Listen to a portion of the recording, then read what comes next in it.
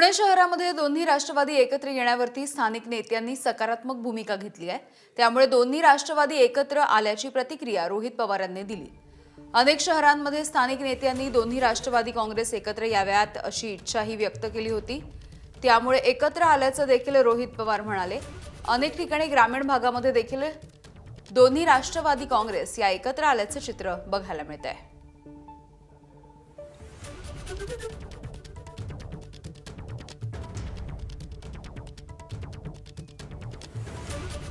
तर पुण्यामध्ये खरं तर दोन्ही राष्ट्रवादी एकत्र आलेले आहेत आणि याच मुद्द्यावरून आता स्थानिक नेत्यांच्या इच्छेमुळे या दोन राष्ट्रवादी एकत्र आल्याची प्रतिक्रिया रोहित पवारांनी दिली आहे।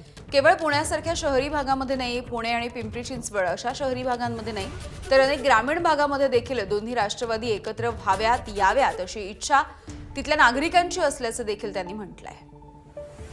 शहरामध्ये ज्या पद्धतीने सर्व पदाधिकाऱ्यांनी इच्छा व्यक्त केली, असंच आम्ही जेव्हा ग्रामीण भागातल्या पदाधिकाऱ्यांशी बोलतोय, काही जिल्ह्यांमध्ये लोक सकारात्मक आहेत, दोघांनी एकत्रित लढलं पाहिजे, काही ठिकाणी लोक सकारात्मक नाहीत। त्यामुळे त्या जिल्ह्याचं समीकरण बघून बहुतांश ठिकाणी आम्ही एकत्रित लढू शकतो असं आता तरी कार्यकर्त्यांशी बोलल्यानंतर वाटतंय।